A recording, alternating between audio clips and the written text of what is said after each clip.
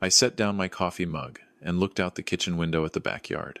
The maple tree I'd planted the year my daughter was born had grown tall enough now to shade most of the yard in the afternoon. 34 years of growth. I'd watched that tree the same way I'd watched her, slowly, steadily, with a kind of quiet pride that doesn't need an audience. My name is Walter Kowalski. I'm 64 years old. I spent 31 years working as an electrical inspector for the city of Ottawa, and I retired 3 years ago with a pension, a handshake from my supervisor, and absolutely no regrets. My wife, Patricia, passed away 6 years ago from ovarian cancer. It was the hardest thing I've ever lived through, and some days it still is. But she left me with our daughter, Megan, and that has always been enough to keep going. Megan is 32 now. She has her mother's eyes and my stubbornness, which is either a blessing or a problem, depending on the day. She works as a physiotherapist at a clinic in Canada, and she is without question or bias one of the most genuinely kind people I have ever known. She volunteers on weekends. She calls me every Tuesday and Thursday without fail. She drove 2 hours in a February snowstorm to help me when my furnace broke down, and she didn't complain once. When she told me she was seeing someone seriously, I was glad. When she told me his name was Ryan Ashworth, and that his family was, in her words, pretty well off, I nodded and asked whether he made her laugh. She said yes. That was enough for me. I met Ryan for the first time at a dinner in late October. He was polite, a little stiff in the way that people are when they're trying to make a good impression, but genuine underneath it. He worked in commercial real estate, had good manners, and looked at Megan the way a man should look at someone he loves, like she's the most interesting person in the room. I liked him well enough. I shook his hand and told him I was glad to meet him. His parents were a different matter. I didn't meet Richard and Carolyn Ashworth until the engagement was already official. Megan had been wearing the ring for 3 weeks when the two families were introduced at a restaurant in Westboro, a place I later found out cost more per person than I used to spend on groceries in a week. I wore my good blazer. I'd had my hair cut the day before. I drove downtown and found parking 2 blocks away and walked in the January cold because I didn't want to arrive flustered. Richard Ashworth was the kind of man who fills a room by deciding to. He was tall, silver-haired, with the particular confidence of someone who has never had to wonder whether the bill would clear. He ran a commercial development company that had projects across Ontario and into Alberta, and he had the handshake of a man who considers every greeting a transaction. His wife, Carolyn, was elegant in the way that comes from decades of practice, every gesture precise, every smile measured. They were pleasant enough that evening.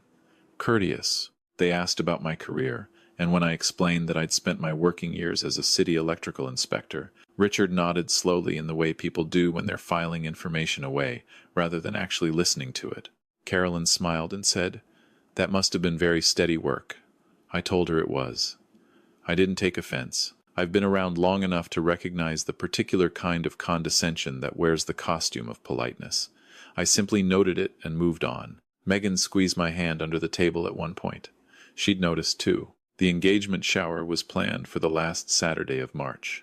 Megan had wanted something small, close friends, both families, maybe 40 people at most. Carolyn Ashworth had offered to host it at their property in Manotick, a house that, when I pulled up the long gravel driveway, looked less like a home and more like a statement. Stone facade, 3-car garage, the kind of landscaping that requires a professional team to maintain. I parked my 7-year-old Civic between a Land Rover and a Mercedes and reminded myself that the people inside were just people. It was a Saturday afternoon in late March, still cold enough for a coat but with that thin, particular light that tells you winter is finally thinking about leaving. The inside of the house was immaculate, catered food on long tables, flower arrangements that probably cost more than my monthly utilities, staff moving quietly between guests with trays of champagne. I accepted a glass because it seemed rude not to. I found Megan almost immediately.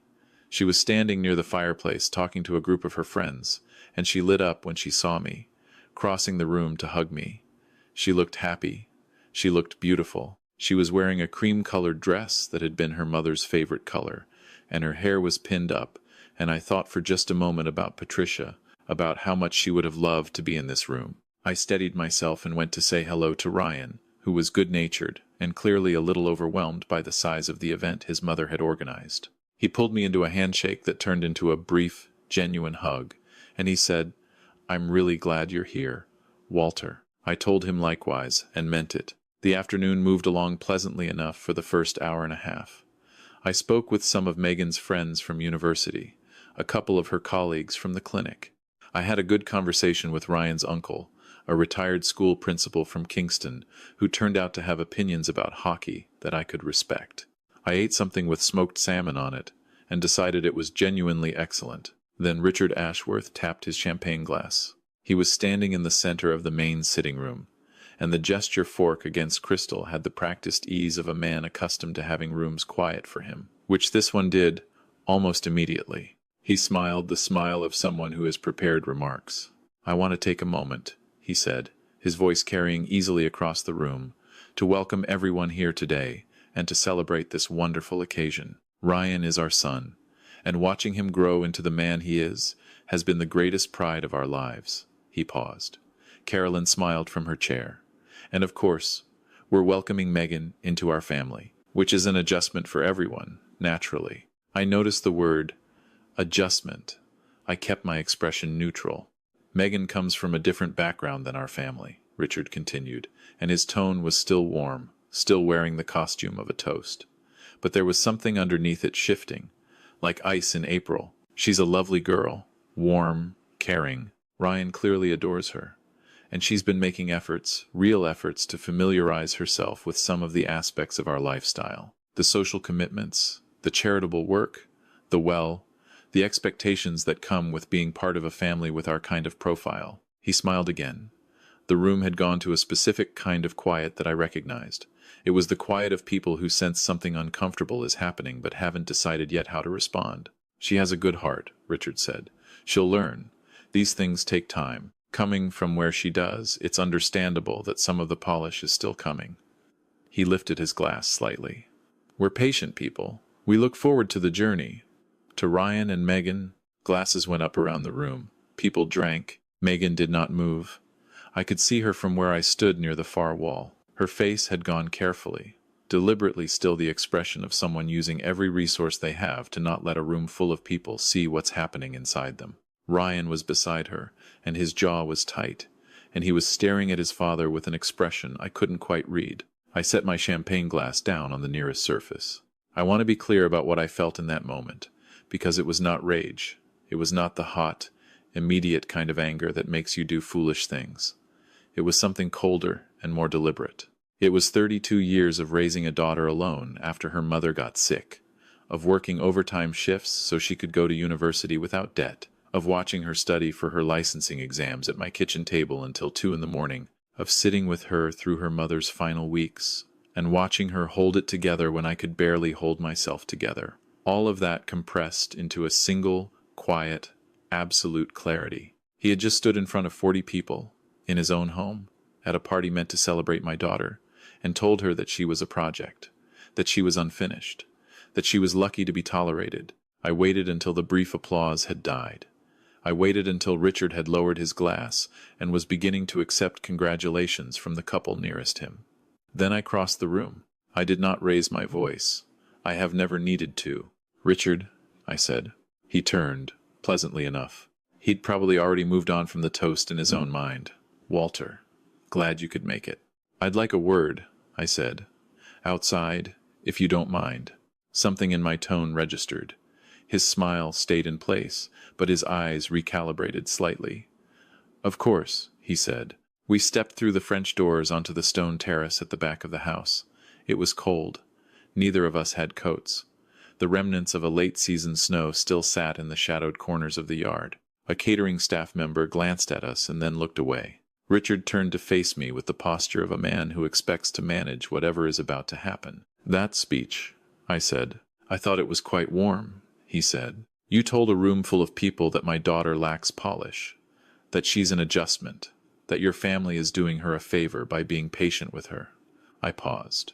"At her own engagement shower." He tilted his head slightly. "I think you may be reading into it, Walter. It was a toast. These things—" "I spent 31 years as a city electrical inspector," I said. "You know what that job requires? It requires knowing exactly what's up to code and what isn't. And what you said in there was not up to code." He let out a short breath through his nose, not quite a laugh, not quite a dismissal.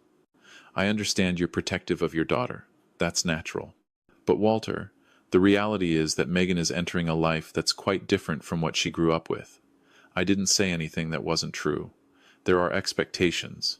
Let me tell you something about my daughter, I said, and my voice was very quiet now, the way it gets when I'm absolutely certain of what I'm saying. She graduated top of her physiotherapy cohort at the University of Ottawa. She has been providing care to patients, including elderly patients, veterans, people recovering from strokes for 8 years. She organized a fundraiser last fall that raised $40,000 for the Ottawa Food Bank. She sat beside her dying mother for 6 weeks and held her hand every single day.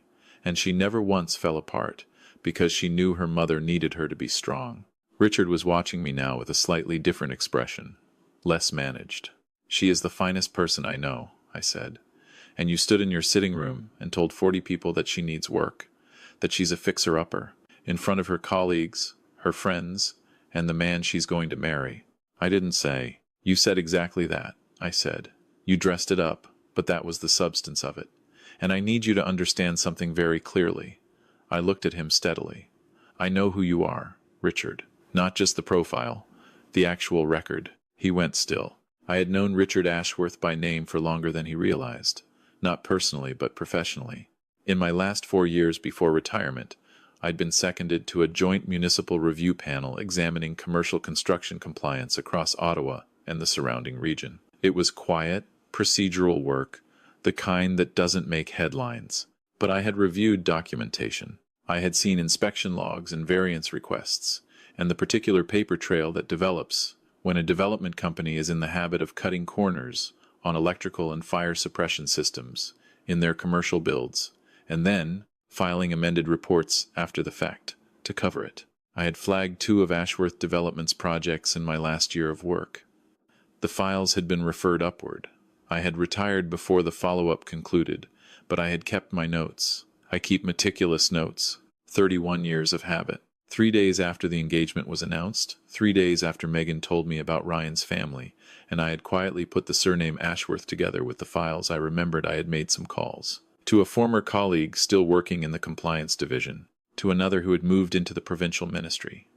What I learned was that the review of those files had not concluded. It was still open, and there was now additional material that had been submitted from a whistleblower inside one of the contractor firms that had significantly expanded the scope of the inquiry. I had not told anyone this, not Megan, not Ryan. I had decided to meet the Ashworths with an open mind and to let the present govern itself. Richard Ashworth had just made the present very clear. I spent the last 4 years of my career on a compliance review panel, I said. I reviewed Ashworth development files. Specifically, 2 commercial properties in Gloucester and 1 mixed-use build in Nepean. I flagged discrepancies in the electrical and fire suppression documentation. Those files are still open, Richard. The inquiry is still active, and I still have my notes. The color of Richard Ashworth's face changed in the way that faces do when something that felt very distant suddenly becomes very close. I'm not a vindictive person, I said. I wasn't going to do anything with those notes. I'm retired. It wasn't my business anymore. But you just stood up in front of 40 people and told my daughter, at her own party, that she isn't good enough, that she needs to be improved, that your family is tolerating her. I held his gaze. So now I'm making it my business again. He opened his mouth. I'm going to make a phone call on Monday morning, I said, to my former colleague in the compliance division. I'm going to ask him to pull the files and confirm whether my notes add anything useful to the current inquiry. That's all. I'm not going to call a lawyer. I'm not going to contact the press. I'm not going to do anything dramatic. I'm simply going to do what a retired city inspector with 31 years of service and meticulous records is completely entitled to do. I let that settle. Or, I said, you can go back inside, find my daughter, and apologize to her. Not a managed apology, not a redirect, an actual, genuine, specific apology for what you said in there, and you can do it in front of the same people who heard the original remarks. Richard Ashworth stood on his cold stone terrace and said nothing for a long moment. You wouldn't, he finally said, but his voice had lost its register. Richard, I said, I'm a 64-year-old widower who drove a 2017 Civic to this party and spent the whole first hour talking to a retired principal about the Ottawa Senators. I have absolutely nothing to prove to anyone in that room. But my daughter does not leave this house today carrying what you just put on her. That's not happening. I put my hands in my pockets and waited. He looked at me for another long moment. Then he straightened his jacket, and something shifted in his face, not quite humility, but something in that direction. Something that looked, maybe for the first time, like recognition, like he was seeing a person in front of him rather than a category. He went back inside. I stood on the terrace for another minute, alone in the March cold, looking out at the snow, still tucked into the shadows along the fence line. I thought about Patricia. I thought about what she would have said. She'd have probably told me I was too calm about it, and then she'd have hugged me, and then she'd have gone in to check on Megan. I went back inside. The room had been continuing in its pleasant, muffled way, the way rooms do when an undercurrent isn't visible from all angles. Megan was now standing with Ryan near the window, and Ryan was speaking to her in a low voice, and her expression had shifted from that careful stillness into something more complicated, hurt, and trying to decide what to do with it. Richard Ashworth crossed the room to them. I positioned myself near the edge of the group, close enough to witness, far enough to be unobtrusive. I watched Richard Ashworth look at his son first. Something passed between them that I won't pretend to fully understand. The complicated language of fathers and sons, and then he turned to Megan. "Megan," he said, and his voice was different now. Not the boardroom voice, something quieter. "I owe you an apology. What I said in my remarks earlier was out of line. It was condescending, and it was wrong, and it shouldn't have been said. Certainly not here, and certainly not in front of your friends and family." He paused. "I hope you'll accept my apology." Megan looked at him for a moment. I watched her, my daughter, who has her mother's composure and her own considerable spine, and I watched her decide. "Thank you for saying that," she said, simply and clearly. Not warm, but dignified. She didn't perform forgiveness for the room. She received the apology and filed it honestly. Carolyn had appeared at Richard's shoulder. She placed a hand on Megan's arm and said quietly, "I'm sorry too, sweetheart."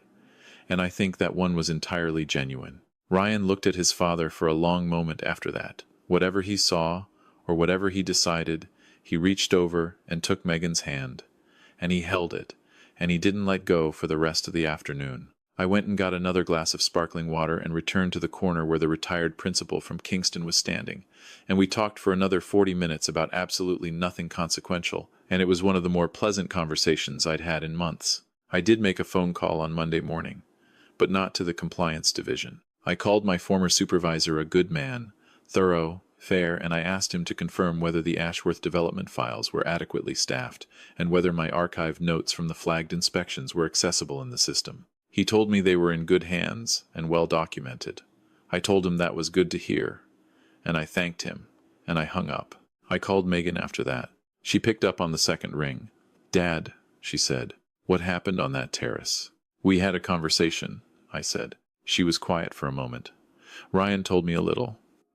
He said his dad came back inside looking like he'd been," she paused, seeming to search for the word, recalibrated. "I just told him a few things," I said. She laughed, short and a little incredulous. "Dad, he's been impossible to rattle for as long as Ryan can remember. Ryan said he's never seen his father apologize to anyone without a lawyer present. I didn't say anything to that." "Were you going to actually follow through?" she asked. "With the files?" I thought about it honestly. I was going to make a phone call, I said. I already had. "And? The files are in good hands," I said. "Whatever happens with them is the system doing its job. That's all it ever needed to be."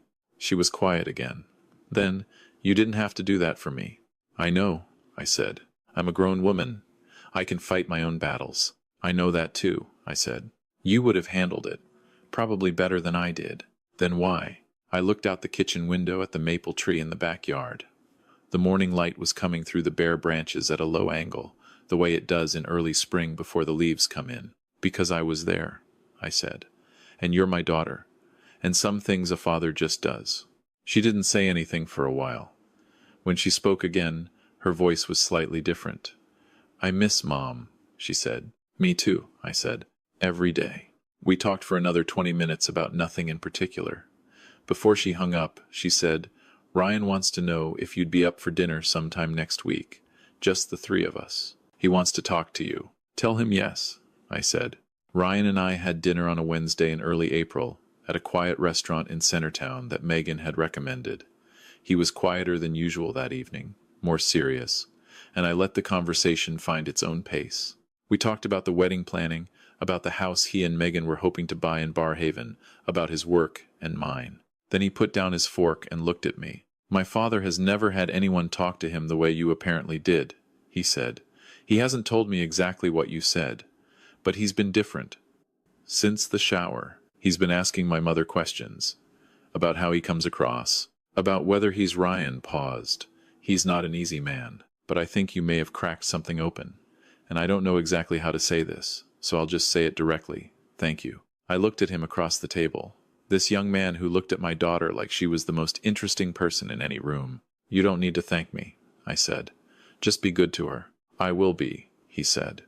And I believed him. The wedding was 14 months later, a September Saturday, at a Heritage Inn in Merrickville, Ontario. It was a perfect day, cool enough for comfort, warm enough for the outdoor ceremony. The kind of late summer light that makes everything look like it was designed. Megan was radiant. Ryan cried during the vows in a way he clearly hadn't anticipated, and the room found it charming, and Megan reached up and touched his face, and I thought again about Patricia, and decided she would have been perfectly happy. Richard Ashworth gave a toast at the reception. It was brief, and it was gracious, and it was, I'll say this honestly, well done. He spoke about what Ryan had gained, and he looked at Megan when he said it, and what he said was generous and specific and real. He mentioned her work at the clinic. He mentioned the fundraiser she'd organized. He said his family was fortunate to have her. He caught my eye across the room at one point. He raised his glass, just slightly. I raised mine in return. That's all there was to it. I drove home that night, through the autumn dark, the highway quiet, the radio on low. I was tired in the good way, the way you get tired after a day that was exactly what it was supposed to be. I thought about the maple tree in the backyard waiting for me. I thought about Tuesday and Thursday phone calls. I thought about the kind of man I'd watched Ryan choose to be, and about how people can surprise you when something cracks them open far enough to let light in. If there's something I'd want anyone to take from any of this, it's something I've believed for most of my adult life but have never said out loud in quite so many words. Character is not an inheritance. It doesn't come with the square footage of a house, or the balance of an account, or the address of a school attended. It's built slowly, over decades, from the choices made when no one important is watching, the way you treat someone who can't do anything for you, the way you speak about someone when they're not in the room, the way you respond not when things are easy, but precisely when they aren't. My daughter has more character than anyone I've ever had the privilege of knowing. She built it herself. She built it in hospital waiting rooms and clinic hallways, and volunteer shifts and late study nights, and in the particular quiet dignity of a person who has suffered genuinely and come through it without bitterness. She built it without anyone handing it to her, without the tailoring or the wine knowledge or the social expectations that come with a particular kind of family profile. I was a city electrical inspector for 31 years. I spent those years learning to see what was structurally sound and what wasn't, to look past the finishes and the aesthetics, and determine what would hold, what would last, what was actually built to code. My daughter is built to code. She always has been. The rest is just decor.